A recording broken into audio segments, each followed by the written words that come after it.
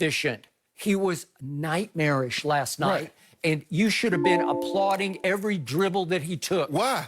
Because he would just, when he did decide to drive it, he'd try to drive it between three Lakers and lose it. Right. If he did get in the lane successfully, he would wheel and throw it to nobody because he had no plan. Right. He's completely out of control. And if you look at what has happened to Russell Westbrook in the 5 playoff games he's played so far, just go back. Go back to the 25 games before the pandemic hit.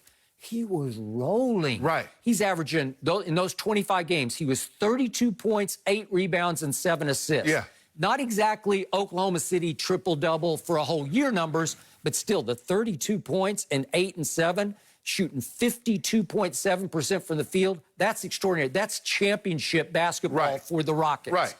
And all of a sudden, remember what happened? He tested positive. Right. He had COVID. Yeah. And then he hurt his quad. I don't know if it was just bruised or pulled or whatever it was, and he missed the first 4 playoff games against OKC. And then he came back, and guess what he's done since he came back? The guy who was averaging 32 for 25 games before the pandemic is now averaging 15.6 and a grand total of 4.4 assists through 5 playoff games.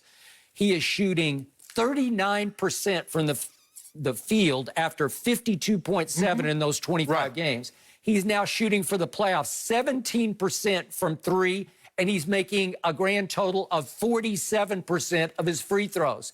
These are numbers you cannot overcome. These are loser numbers. As hard as he plays, as much as he will rebound, and he did lead them in rebounds last night with 13, I will give him that.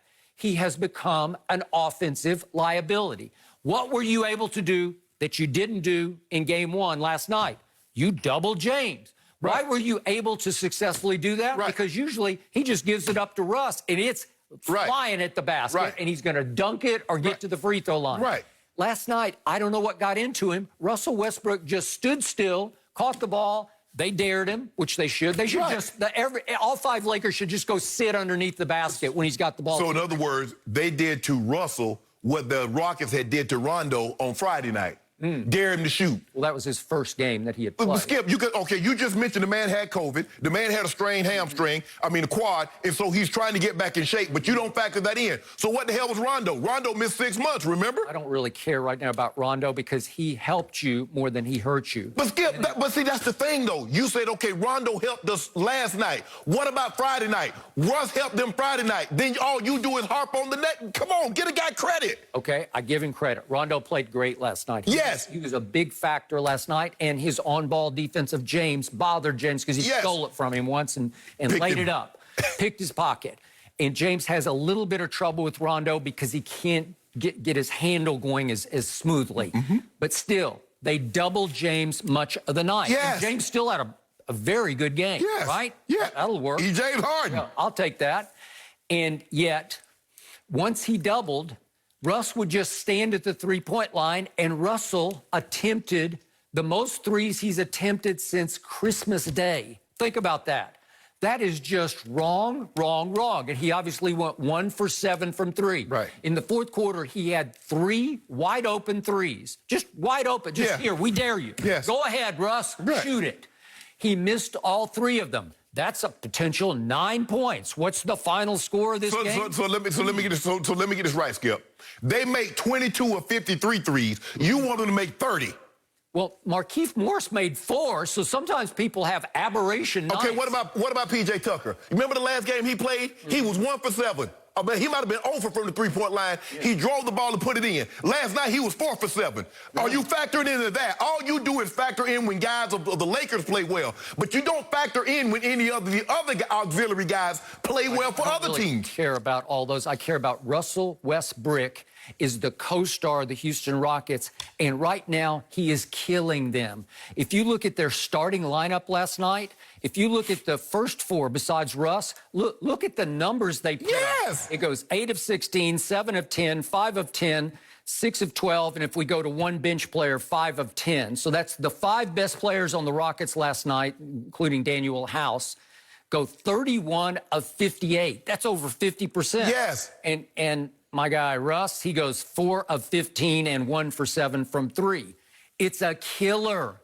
It's suddenly become your Achilles heel is none other than Russell Westbrook. Well, Skip, if you double a team's best player, you're going to leave someone open, and you're doing that for a reason. Okay. So hopefully we double off of him, and the guy's not making shots. So what, you want to send Russ to the bench? No, I want them to send him to the hoop, because back in December, January, February, yes, what he did when James got doubled, the ball got kicked to Russ, and all of a sudden, it's a super highway to the basket, because he can hurt you the way very few 6'3" quote-unquote point guards can hurt you flying to the rim. Right. Is he quite as athletic as he used to be? No, he's not. Has he lost some confidence with the basketball in his hands? Yes, he has. But all I want to see him do is just attack, attack, attack. If he's standing out there free and there's nobody on him, just attack. Skip, you do realize that takes a lot of effort to do that, right? It's kind of like a running back. You see Derrick Henry rushes for 180 yards on 25 carries. People automatically assume, why didn't you give it to him 50 times? Well, yeah, that's great logic, but it takes a lot to exert that kind of energy and to just get to the basket time after time after time, absorbing contact after contact. That's unrealistic. As great as Jordan was, could fly through the air. He didn't drive the ball every time. Kobe, as great as he was, he didn't drive the ball every time, Skip. That's unrealistic to say every time a guy gets the ball, because he can drive the ball, he should just drive the ball. You and I both know that's not going to happen because it's unrealistic. Russell Westbrook, I'm going to call him Brook on this case. Russell Westbrook averaged a triple-double for 3 straight years in Oklahoma City. It's impossibly great, and it's mostly because of extreme energy for 4 quarters. Yes. That's how he did that. Yes. That's who he is, right. What he is. He's only 31. He's not like 41. But that's for Skip. To do that, you know that takes a lot of effort. And he's had a lot of surgeries on those knees. He's not, as you mentioned, he's not as athletic. He's still athletic. I mean, Russ losing some athleticism still puts him at the top of the charts when it comes to athletic point guards. We get that. But you're not taking into any consideration the man had COVID.